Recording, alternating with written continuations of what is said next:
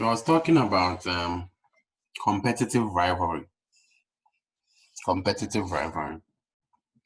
So I got to costs of withdrawing from the industry. Cost of withdrawing from the industry. Yeah, cost of withdrawing from the industry. You know, what influences the cost of withdrawing from an industry? What influences the cost?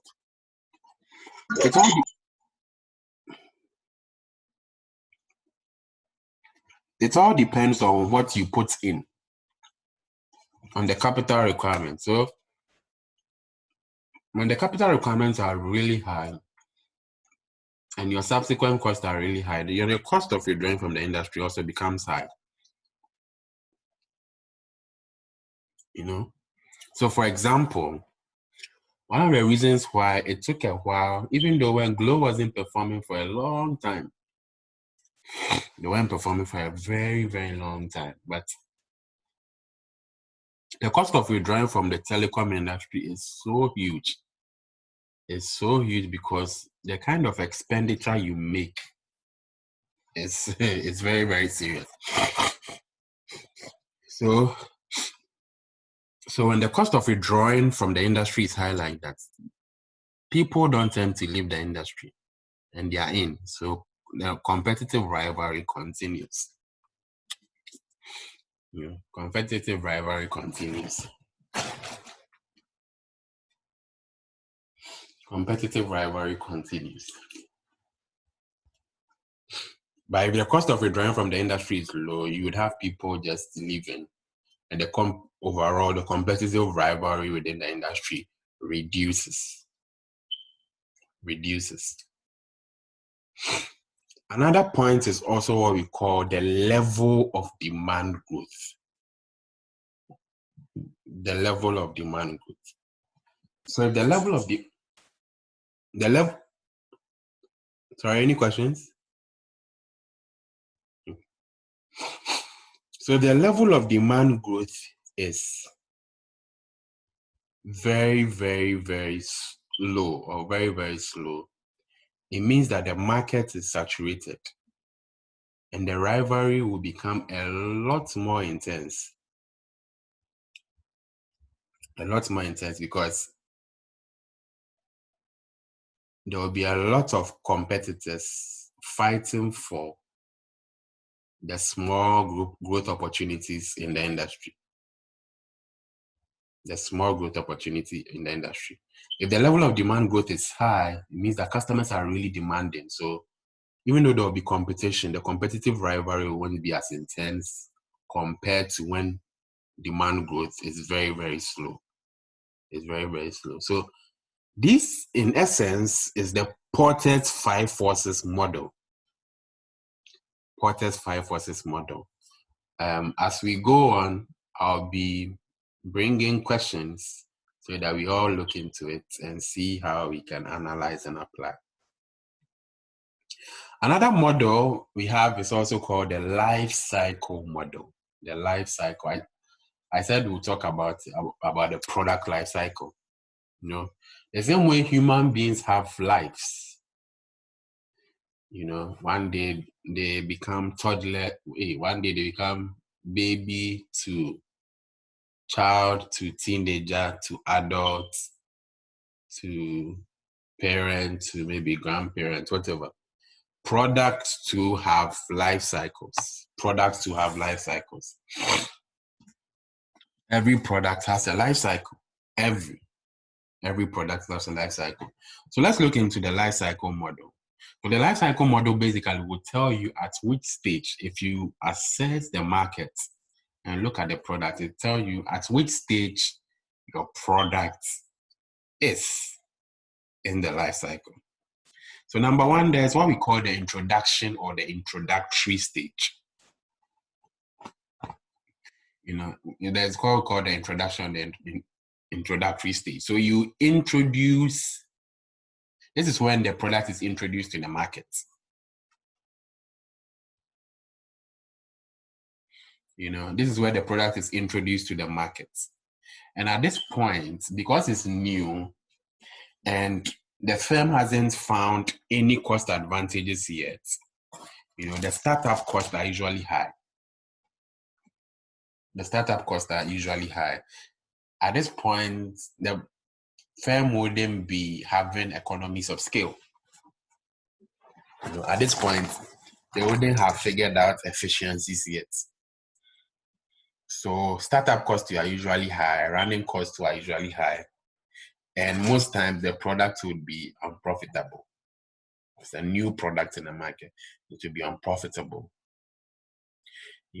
And at this stage, there will be some sales, but total sales in general are very, very low and very, very slow because customers are getting used to this, getting used to the product, trying to understand the product, and all that. So that's the introductory stage.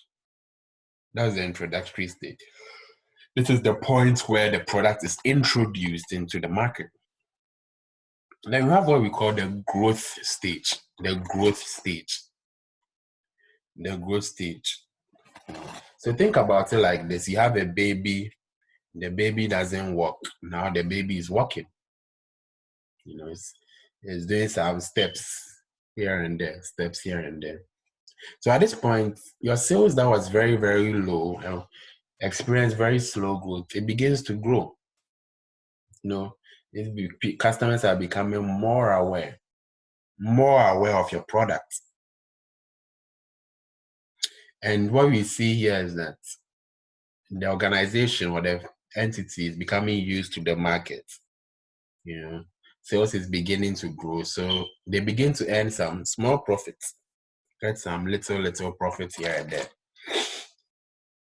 They get some little profits here and there. So it attracts new entrants because people see that, oh, this is something where you could actually make money. New entrants are attracted. New entrants are attracted. New entrants are attracted.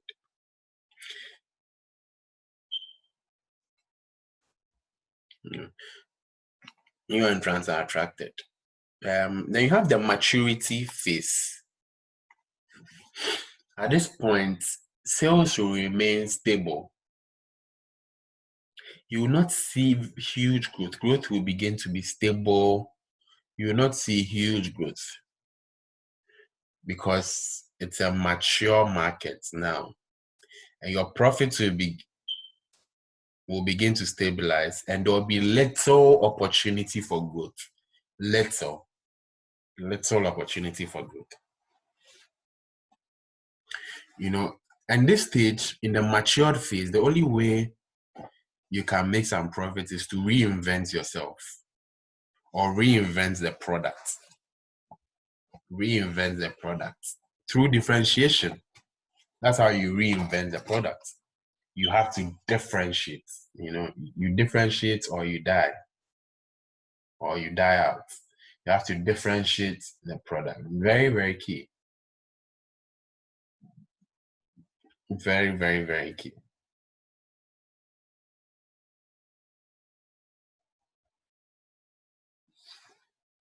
Very, very key. So you see how the product life cycle is, or the life cycle model is. Very, very important. Very, very important.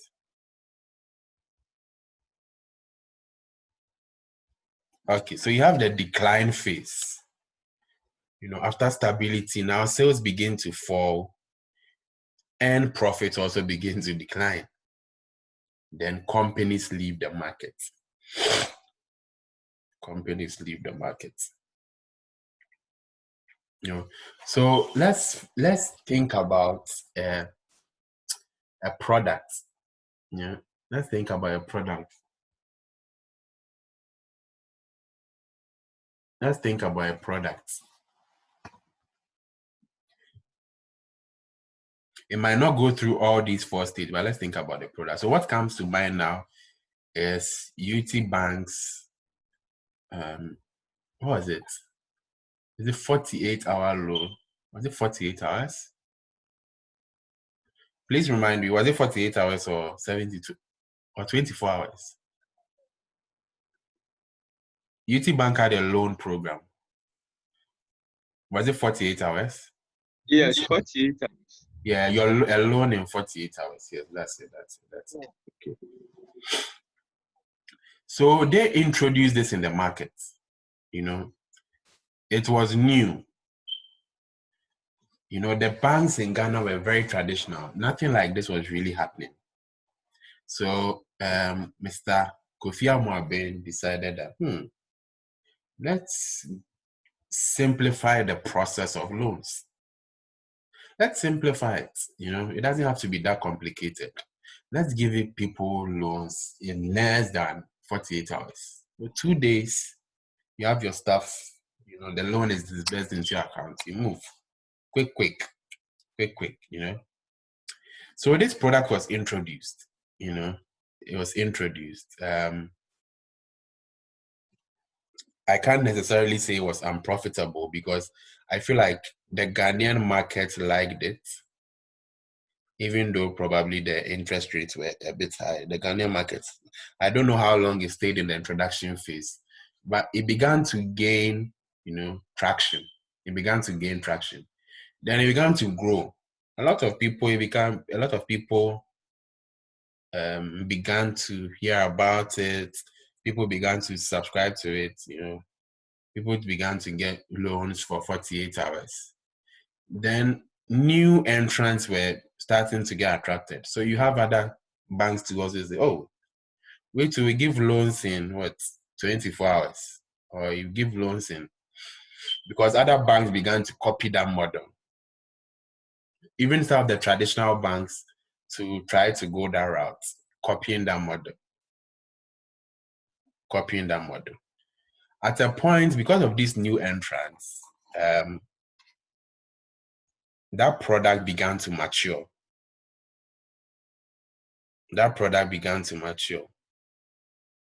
So because you had a whole lot of people in the market with their own product, the product began to mature. And so the opportunity for growth was declining. Then until last 2 years or so, for several reasons, the bank had to be shut down.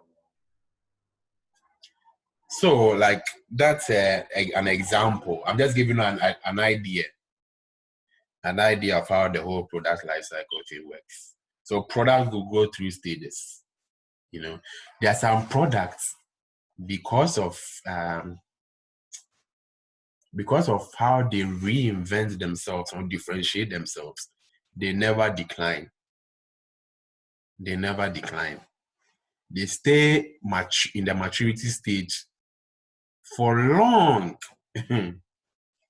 and become leaders. They stay in the maturity phase for long. Just imagine how long McDonald's has been in the system. They've been in the system for ages, but they keep on reinventing, differentiating based on quality, based on price, and they've been there for long. Now, if you want to buy a McDonald's franchise, it's like $1 million. So they keep on reinventing, differentiating themselves.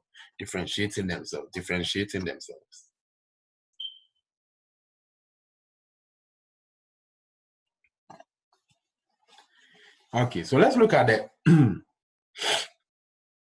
the cost implications of the product life cycle. What do I mean by cost implications? Like, you see the man there looking at money in the sky. So what are these cost implications? At every stage in the product life cycle, there's an associated cost. Every stage. And it's the cost that influences how much profit you can make. If you just imagine, if your costs are really high, what do you think will happen to your profits? Your profits will be declining. So it's necessary to understand the cost implications in every single stage. So number one, you have research and development costs. And this will usually happen when? In the introductory phase, or even pre-introduction to, research the market, try to see what's going on, research what kind of products customers will like, and all that. Research all of that.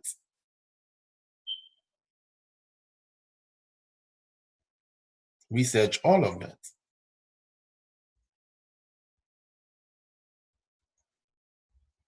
Research all of that. Research all of that. So you have research and development. That's around the introductory phase.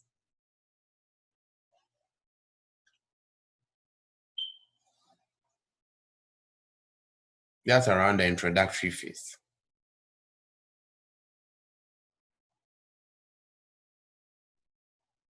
Then you also have the training costs, because the product you'll be serving, like, you need to train the people that will deliver the product. So for example, if you go to, I don't know who likes eating at restaurants, but if you go to, let's say, Golden Tulip, they've trained the people. Or if you go to not even Golden Tulip, if you go to Las Palmas or Yebudidi Choba, they've trained the people to serve whatever product. So at the introduction phase, you like to train people, understand how to push the product to your customer. Push the product to the customer. So this is very, very very, very important. Then you also have machinery costs. You can call these costs capital requirements or capital intensive costs, basically. Depending on the kind of product you are launching, you would need some capex or capital requirements or machinery costs, whatever you call it. And this is usually around the introductory to the growth stages. Then you have distribution costs. Distribution cost it runs through from introduction to maturity, but it's more centered around, I would say it's more centered around introduction and growth. Introduction and growth. You have marketing cost as well. You need marketing at every stage. At the growth phase and the introduction phase, it has to be intense if you want to drive your product. The retirement and disposal cost is centered more around the decline stage. Sometimes companies feel that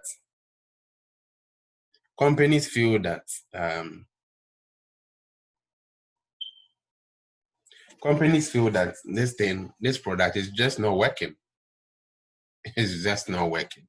No matter how we are doing our advertising, no matter how we are like pushing this product, getting the product to the customer, they just don't want it. They just don't want it. So they just retire the product and dispose of and go. Just imagine how, what do you call it? I keep on using Glow, but just imagine how Glow, had to just leave. They had to, because it just wasn't working. Their product just wasn't working. Yeah, so that was what I was talking about. So at the product development stage, you need research and development costs. You make a lot of research and development costs. You also make a lot of CapEx decisions. You also make a lot of CapEx decisions.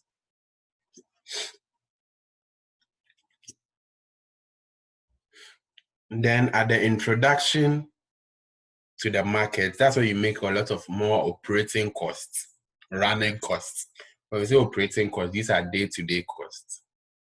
Then at the growth phase, you need to expand your capacity, improve your capacity. So you would invest more into capacity and into working capital.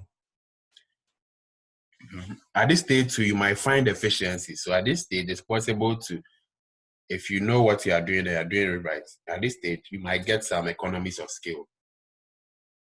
Then you also have the maturity phase. At the maturity phase, you incur costs to maintain capacity.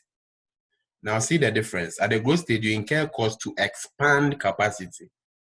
At the maturity phase, you incur costs to maintain capacity. To survive at this stage, like I've always said, you need to reinvent yourself through differentiation. So you need what we call product enhancement costs. So you need to enhance the product to make it a lot more unique. And also here, you also incur marketing costs as well.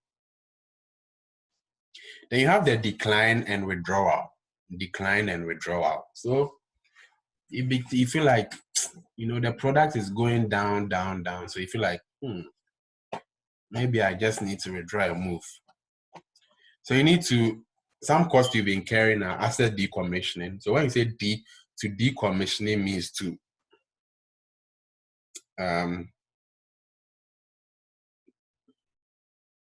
decommission basically means that you are no longer working with these assets again or doing business with these assets again.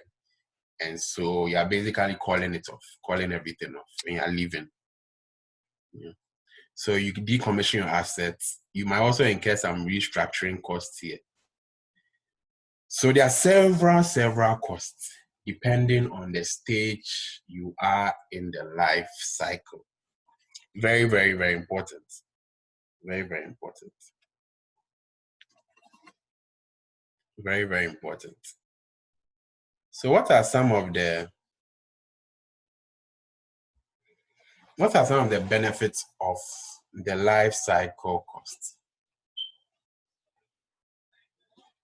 What are some of the benefits? Like, why is it so important? It's very, very, very important. Why is it so important? So, for example, if you are given a case, and it's talking about a product, for example, like Inkunim stores launched a product. It's been in the market for 5 years. This product has just been introduced. Its sales are very, very slow. The case is basically telling you about the stage of the product in the life cycle. It's telling you about the stage of the product in the life cycle. So that's how to apply. And like I said, we would be looking at cases and we'll be looking at how to apply these cases. Okay, so what are the advantages? Number one is that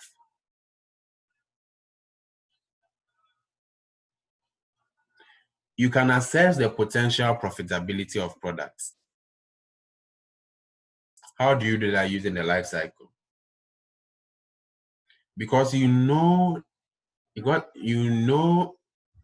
basically sales and cost within each life cycle. So once you know sales and cost, it's easy to assess the profitability. It's easy to assess the profitability.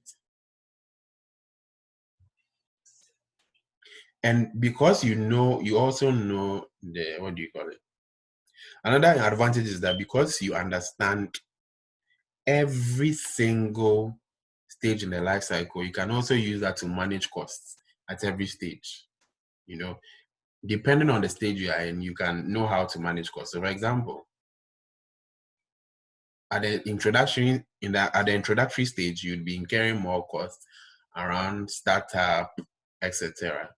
So that's the point where you need to figure out how to find efficiencies. That's the point where you need to figure out efficiencies. It also helps to monitor actual performance of the products. It also helps you to monitor the actual performance. And one last thing that's very, very key, it also influences your pricing strategy. This is very, very important. One of the reasons why I've talked about profitability, I've talked about cost management, I've talked about, monitoring performance. But one of the reasons why the life cycle model is very, very, very,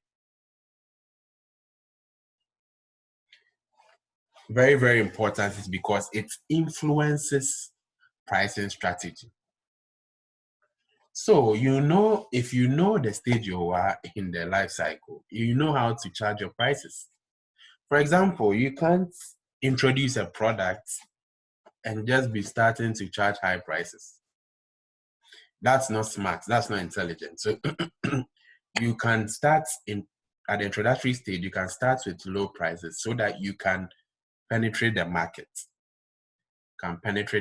Then at the growth stage, that's when you began to gain traction, then you might want to change your pricing strategy. So at every stage, your pricing strategy will change, or you can modify it to suit, basically. So how this life cycle model is so relevant to strategic management. It's so relevant to strategic management. Because it helps you to time the entry into the market. One of the things that Glow did wrong was their timing was bad. Bad timing into the market. Bad timing into the market. So it was a market where MTN was almost there. MTN was almost like a monopoly. MTN wasn't a monopoly, but they had a huge amount of the market share. Very, very huge amount. So at that point, MTN was in their growth phase. They were doing well. They were in their growth to maturity phase. So when you understand the life cycle properly, you know when to enter the market and you know when to exit the market. And that's how relevant it is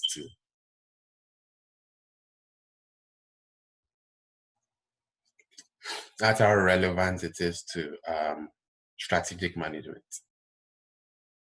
That's how relevant it is to strategic management. Very, very key. Very, very key. Timing is everything. Timing is everything. Timing is everything.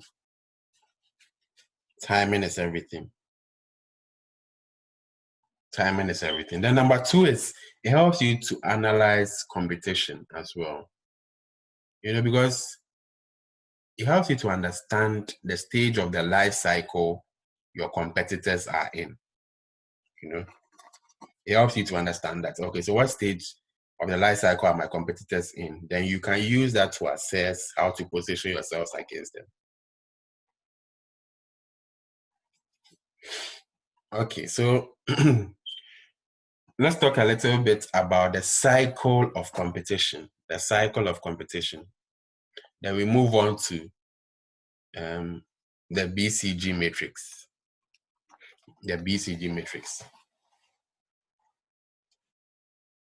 So what's the cycle of competition? And the cycle of competition, you are basically trying to understand the behavior of competitors.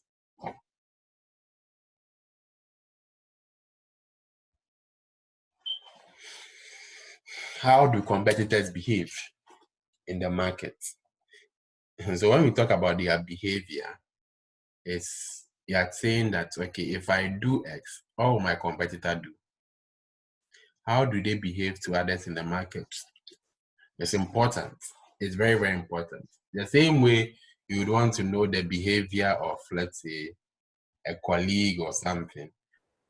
Entities also want to know the behavior of competitors. And we also know that competition affects price and quality. It does. It really, really affects price and quality.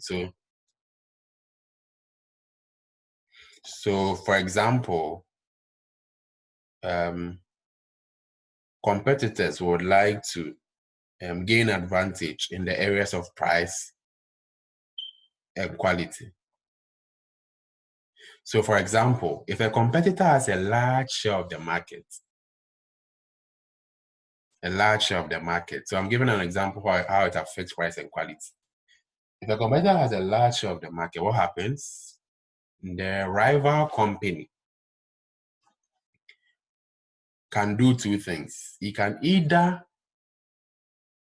touch price or tweak price or change price,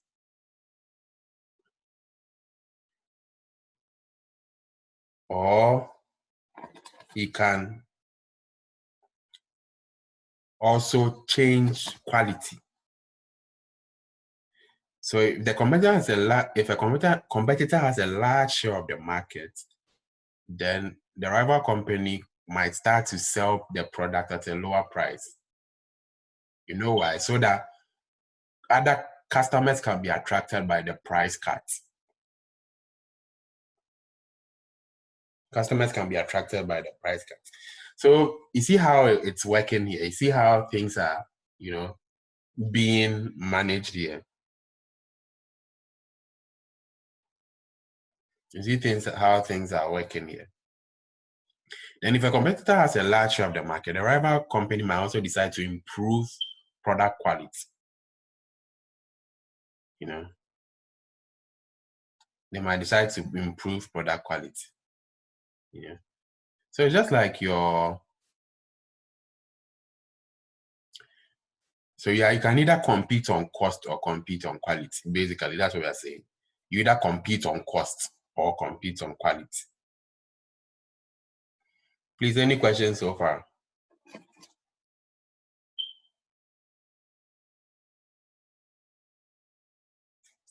Happy Sunday. Please, any questions so far? Okay, no questions. So let's move on to the BCG matrix. The BCG matrix, or the Boston Consulting Group matrix. The Boston Consulting Group matrix. What's the Boston Consulting Group? Boston Consulting Group is one of the biggest consulting firms in the world. There are 3 big consulting firms in the world: McKinsey, BCG, and Bain. These are the top. I know they don't have branches in Ghana, but these are the top consulting groups in the world. Top notch. You won't get them anywhere. Top notch. So they developed this matrix. And this matrix is basically a product market portfolio matrix for planning strategy. For planning your strategy. So they looked at analyzing the market in a very, very interesting way. You can call it a 2x2 matrix, where they looked at the growth of the market and the market share, or the product market share. So it's like a matrix. You have market growth and market share. Market growth, market share. Market growth, market share. And they said that entities in the market fall under these categories. Very, very interesting. Number 1, you have the question mark. Number 1, you have what? The question mark. Number 2, you have the star. Number 3, you have the cash cow. And number 4, you have the dog. The dog, DOG. So the question mark can also be called the problem child. The problem child. So that's how to think about it. That's the BCG matrix for you. You are basically analyzing an entity within the market based on the parameters of market share and market growth. That's how you analyze. That's That's how you analyze an entity within the market based on market growth and market share. So we would go a lot more into detail and see exactly how this works and see how this plays out. So you can also use a BCG matrix to answer your questions in the exam. You know when you are hearing things around market share, market growth, your mind should be going there. Strategic planning. Your mind should be going to the BCG matrix. Your mind should be going to the BCG matrix. Very, very important. Very, very important.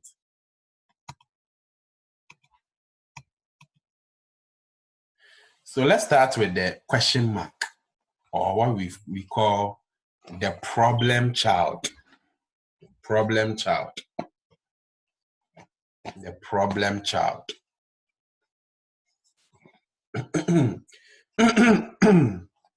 Sorry. The question mark or the problem child. Why do they call it question mark? Why do they call it question mark? They call it question mark because there's a product that has a low market share in a high market and a high growth market. The market is growing rapidly, but the product has a low market share. So it raises questions, basically. It raises questions. Market is growing, the opportunity. So why is it that you have a low market share? It means that it's a problem, or it's a problem child, or there's a question mark. There's a question mark there.